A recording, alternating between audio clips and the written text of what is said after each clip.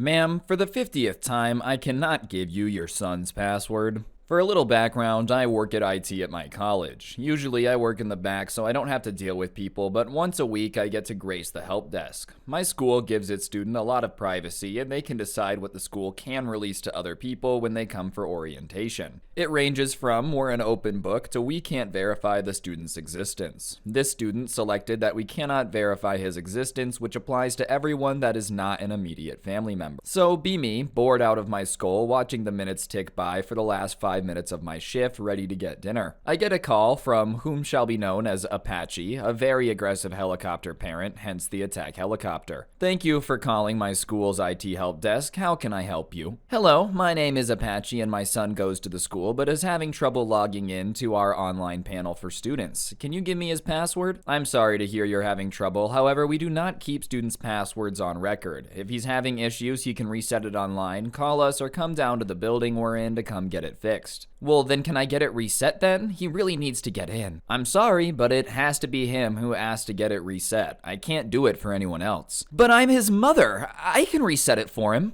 I'm sorry, but it has to be him who comes in and gets it reset. It can't be done by anyone else, even his immediate family. But I'm his mother. I've done everything for him. I understand that, but college policy states that only the student can request a password reset. I'm his mother, you incompetent piece of crap. Give me his password now. At this point, I know it's about to get fun. I look at my manager, who's totally awesome and loves stuff like this, and signal her to get on the line and listen. I understand your frustration, but I can't go against college policy. I would recommend that you call your son and tell him to call us to get his password reset. Now you listen to me, you little turd. If you don't reset her son and the person I know's password right now, I'm gonna get you fired. Her son was one of the guys who lived on my floor and I knew but wasn't really friends with. Okay, let me talk to my manager and see what I can do. I go back to my manager, who is already smiling about this lady, and I tell her I know this guy, and if it's alright, I'll text him and let him know his mom's on the phone asking for his password since it's about his account, and she says go for it. Yo, buddy, your mom's on the phone cursing me out because I won't change your password. Did you need it reset? What? No, I know my password. Why is she calling you? She's saying you forgot your password and is going off the walls. I put her on hold and I'm sure she's steaming at this point. Wait. What's her name? Apache? Dude, that's not even my mom, it's my stepmom. If you remember from the very beginning, this student had selected the I don't exist to the outside world privacy package. So now we could have even more fun with the attack helicopter parent. I went back on the phone. Hello? Apache? Yes, what took you so long? Sorry, I was looking over some information and I don't see you on our files anywhere being related to the student. So what? I just want my son's password. I'm sorry, but we have parents of our students on record and you're not any of them. He's my stepson. That's a son. I'm sorry, but we can't release any information at all to anyone that's not an immediate family member. He goes to the school and I'm his mother. Give me his password. I'm sorry, I cannot verify the student's enrollment at our school. What does that mean, you little turd? I'm gonna have you fired. At this point, my manager is giving me the cut the call signal, so I just told her, I'm sorry I couldn't be more helpful. Thank you for calling the school. Have a nice day. Don't you hang up on me, you little... Click. It was now 5:04, 4 minutes past the end of my shift, so I got up and left, and apparently she called back 5 minutes later and went ballistic on one of the other nerds who worked at the desk. Helicopter parents, I promise you're not doing your kid any favors by always doing everything for them, you know, especially if you're going behind their back to change the password. What were you gonna do when your son went to log in and now his password was different? It's gonna be okay. You got them to college. It's time for you to let them do their own thing a little bit. They don't need you constantly hovering over them. I also love that she was just gonna hack her son's emails, bro. Like, that's definitely what was going on here. What's going on, guys? It's your boy Scrubby here, back again with another video. Hope you guys are having a great day. I know I am. And today we're gonna be taking a look at the subreddit Tales from Tech Support. It's one of my favorites, you know, just because it's entertaining, dude. But you guys also tend to enjoy it, so I figured why not make another one. So yeah, without further ado, let's get into it. I need you to fix Google Bing immediately. Another tale from the out hours of the IT desk. Google Bing isn't working. Is the system down? It's very important I use the Bing. Yes, the caller actually said the Bing. I'm sorry, can you confirm which system you you're referring to, as I'm unfamiliar with that. Google Bing. Really? How can you not know this? Google Bing is not a system we support out of our hours nor in hours. This sounds like a mashup between two different search engines. What exactly is happening? I need Google Bing to do my job. This is unacceptable. I can't find Google Bing anywhere on my PC. How dare you remove it? I need you to fix Google Bing immediately. May I remote in to take a look? I spent about 5 minutes setting up a remote connection. Turns out the caller had a shortcut on her desktop called Google Bing. This opened the Bing search homepage in Google Chrome. I shivered. She'd accidentally changed the name of the shortcut from Google Bing to something else and therefore couldn't find it. Alright, it's been renamed now, so you're good to go. Next time, don't mess around with my computer. I know you guys changed this, I'm not stupid. I have a certificate of proficiency in computering. Okay, thanks for calling. Click, and yeah, the caller really did say computering. I died a little bit inside after taking this call. Come on, man, obviously you hacked into her computer just to delete the Google Bing shortcut so that way she couldn't do her work, alright? She caught on to you, dude, but you're caught. There's no way you can spin this on Reddit. Do people still use Bing? Like, I know some people did, right? But I always figured it wasn't by choice. I didn't realize that people chose to use Bing, especially in Google Chrome, where like you can just search anything in the top bar and it'll Google it automatically. Company policy is that we do not pay for overtime. Yeah, sure, okay, whatever. Sometimes as a consultant, you get to see how an office functions from an outside perspective. Since you're an independent contractor, the company treats you differently than an employee, and also, just due to the nature of contract work, your engagement is usually short-term. This makes you a temporary fixture, and sometimes you are just treated as a fly on the wall like you don't exist. And this can lead to some interesting observations, including seeing train wrecks in progress. This is one of those tales. Not so much about the nuts and bolts of tech support, but more about the people and some good old-fashioned just desserts. As a consultant, you're always going to be the IT guy, whether you like it or not. No matter how you market your services, every single company is going to assume you do anything with a computer. And when business is slow, it's not a bad thing if you just need work. About 10 years ago, I found myself in a situation. I got an inquiry through my website asking about assistance deploying some workstations and other mundane tasks. Usually I'd pass on this kind of work, but it was winter and the other client work was dry that month. A guy still has to pay the bills, so I followed up and within a day the scope of the work was signed. It was pretty easy stuff. The company had its own IT department, just needed some extra hands, so I was going to be one of 3 outside contractors deployed to some workstations, do some server admin work, and set up some other equipment for a new department. The money wasn't the best, but it was time I had free and it was all swing shift work, which meant no traffic and I got to sleep in, which wasn't that bad. I reported as requested at about 3 p.m. to talk about our contract. There was a senior engineer in charge of part of the IT department there, and he said he didn't really have time to do anything more than a quick introduction as they were slammed with work. He showed us the ropes and left us to it, and between the 3 of us, we break down our specialties and parse out the work. Everyone knows this is a cakewalk of a job and just wants to get it done as the pay was a flat rate. I take the server work and see my contact, who is the system administrator. Figuring he was probably gone for the day as it was mid-evening and I was just gonna leave him a note asking him to call me, but to my surprise he was still at his desk. In fact, just about everyone in the IT department were milling around. I didn't think much of it at the time, just that it was one busy department and the guys must be pulling double shifts. He showed me the systems and I get to work. Around midnight we were wrapping up for the night and 3 of us break down what we have left with the senior engineer who's still on site. The plan was to wait until Friday to deploy the workstations and get everything in place, but the senior engineer says most of the team will be there all weekend anyhow, so it doesn't matter to him. I left thinking, man, that's a busy place. Those guys must be pulling down the overtime. I wonder what is going on that they have so much work as I walked out the door that night. Soon enough, I would find out about the deal. So I headed to the work site a little early on Friday, figuring that if we all pulled a long night, we should be able to wrap it up and get the weekend back. Things were going great and we were ahead of schedule, so the senior engineer offered to take us out to a local diner while we waited for the office to close up so we could deploy workstations without tripping over people. At the dinner, the senior engineer started to explain, I want to thank you guys for all your hard work. We all are overworked, and when we got approval for this contract job, everyone was excited. Hey man, glad to be of service. Looks like you guys are crazy busy. Is everyone pulling doubles and doing weekends to handle your ticket load? Oh, we're understaffed, so we all have to pull extra hours. That sucks, but it must be great overtime.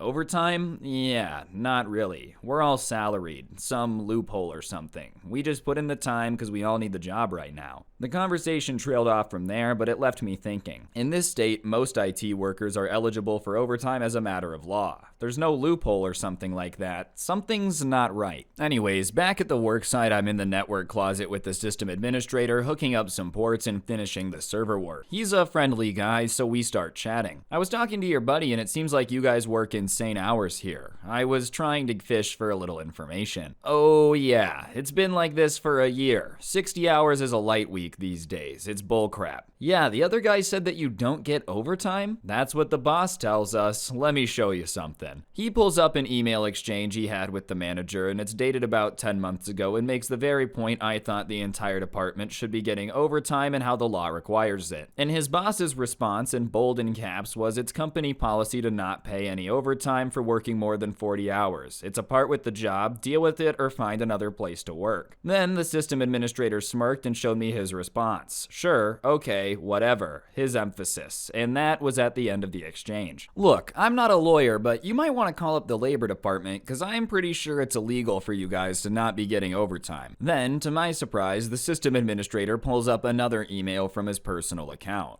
Oh, it's blatantly illegal, and I asked a lawyer and this was his response. He showed me a memo explaining the law and that most of likely a lawsuit would be successful, and this was dated 9 months ago. I was a little confused at this point. So you guys know you should be getting overtime, but not getting paid and everyone's okay with it? Oh, we all make sure to log our hours and document the time. I was still a little bit confused, but you aren't getting actually paid overtime. No, but we will, and here's the kicker. According to the lawyer, the labor department will look back at the hours we put in for the last 12 months and award us retroactive overtime. So all of us just log our time and keep records, and then in about a month we're gonna file a claim altogether. The company's gonna be on the hook for all the overtime, and they won't be allowed to fire any of us for reporting it either. And then the coup de grace. We all figured when this whole thing started off, if we pressed the point back then, they would find out a way to screw us. So we all decided to stay quiet and put in the time they tell us to work, and we'll get our bonus check when it's all said and done, if this stuff is all backdated. And honestly, that was some stone cold strategizing. How many hours do you think you guys have piled up? Honestly, it's hard to tell. Everyone keeps their own paper logs to keep it quiet. We also don't talk about it too much so nothing gets out. But last time we met outside of work, it was a boatload of time. I figure for myself, they'll owe me 14 months of salary and overtime, and that's when it's all said and done. Adding up damages, penalties, interest, it'll probably be 2 years of pay. Holy crap. So if the guys don't talk about it and seem eager to work all these long hours, now you know why. We finished up the job that night, and I exchanged contact information with a few guys and said if they had any other contract work, think about giving me a call. And that was it until 3 months later. I'm at another job and an email comes in from the system administrator with the subject line, overtime claim. Hey IT guy, hope you're doing well. We all ended up filing a big overtime claim with the state, and the company fired us for supposedly falsifying our timesheets. The lawyer's sorting it all out, but anyways, I wanted to know if I could give your name to an investigator who's looking for witnesses to verify some of the extra hours we work. I agreed to talk to the investigator and got a call a week later. He asked me some routine questions about times and dates and wanted me to email him some proof I did the job. Then he started going into the details of the case. We got this company for probably $1 million in overtime and damages between all the guys in the department, plus the firing is probably illegal, so that's gonna be another few $100,000 on top of it. The insurance company wants to settle once we wrap up the due diligence work. I think the guys are all gonna make out rather nicely. I didn't hear anything for a while until another email came with the subject, reply, overtime claim. Just wanted to let you know we settled the whole thing. The company caved pretty quickly once it was clear we kept honest logs of the time, and the local management violated parent company regulations for the site of making their site budget look better. I can't go into details, but we all got sizable checks, enough to pay off loans and go back to school. I'll have to find a new job after I get my grad degree. I don't think it'll be an issue. Appreciate you talking to the investigators. Thanks, IT guy. Basically, the company tried to tell its employees they were not overtime eligible despite being legally required to pay it, and then worked them to the bone, and they came up with a scheme to bank ignorance. The plan worked out, and they were out several $1 million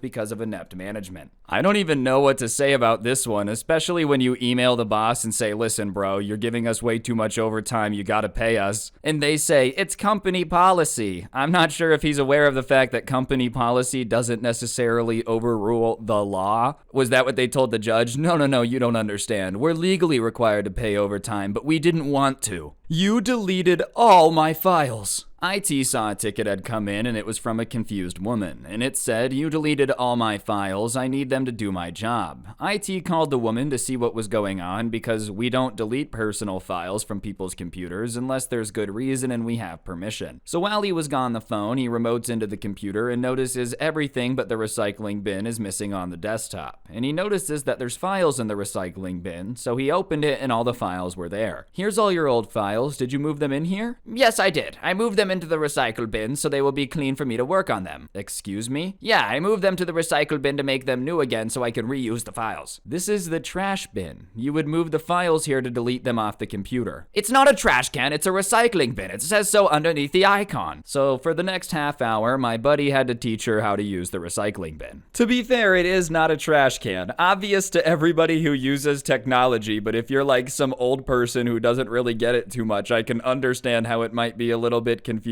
You don't put trash in the recycling bin. It's like, Grandma, we know, okay, but it also isn't refreshing your files and making it more fresh. Company-wide email plus 30,000 employees plus autoresponders equals chaos. I witnessed this astounding IT meltdown at around 2004 in a large academic organization. An employee decided to send a broad solicitation about her need for a local apartment, and she happened to discover and use allemployees@org.edu. It was a type of email address that included everyone, and by everyone, I mean every employee in a 30,000 employee academic institution. Everyone from the CEO on down received this lady's apartment inquiry. Of course, this kicked off the usual round of why am I getting this and take me off this list and OMG everyone stop replying messages. Each replied to allemployees@org.edu, so 30,000 new messages. The email started to bog down as 500,000 messages apparated into mailboxes.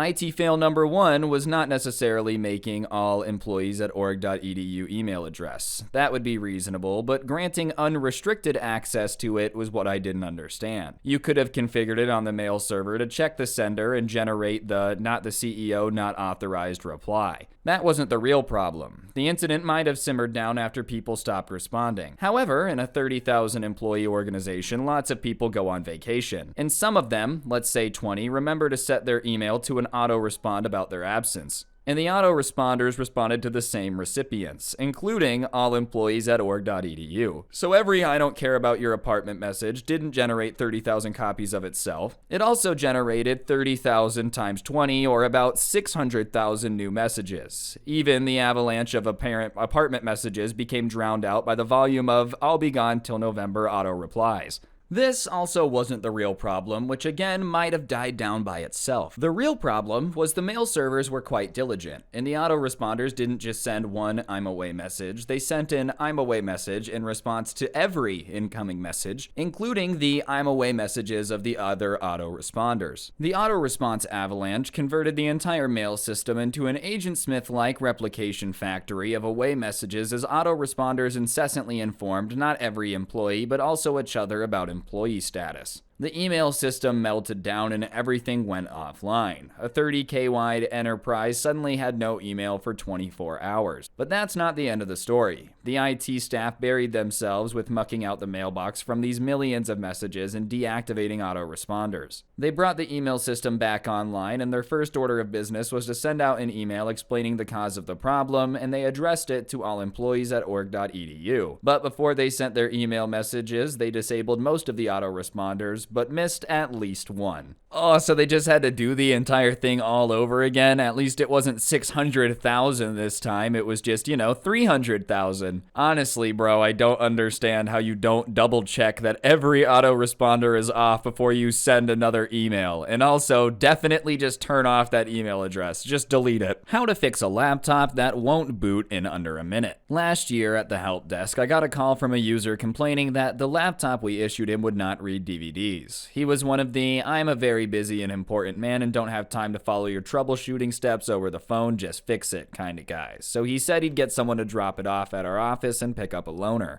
We received the laptop a couple days later, and there was a note attached saying it wasn't even booting into Windows anymore. And sure enough, he was right. It didn't even attempt to load Windows, and instead we were greeted by the non-system disk or disk error message. It sounded and looked like the PC was trying to boot from the DVD drive instead of the hard drive. We opened up the disk tray and saw the culprit. There was a DVD in there all right, but it was upside down, and we flipped the disc over, and he was trying to watch Dumb and Dumber. Oh man, the fact that he's trying to watch Dumb and Dumber and also put it upside down, bruh, he's the dumbest, that's for sure. Listen, I'm too important, I don't have time to follow your troubleshooting over the phone. Well, maybe just flip the disc over, bro, you ever thought about that? Anyways, guys, I think that's gonna do it for the video. Hopefully you enjoyed. If you did, I'd appreciate you taking a second to press the like button. Let me know in the comments section down below what you thought, and of course, subscribe if you're new and turn on those notifications. If you really want to help me out, I do post the audio version of these on Spotify, so if you want to listen offline without gameplay, whatever floats your boat, link will be down below, along with a link to the playlist of all the Reddit videos. If you just want to listen and not have to worry about clicking next, feel free to check that out. But yeah, on that note, don't get anyone pregnant. If you do, make sure they're hot. I'll see you guys next time. I'm out. Peace.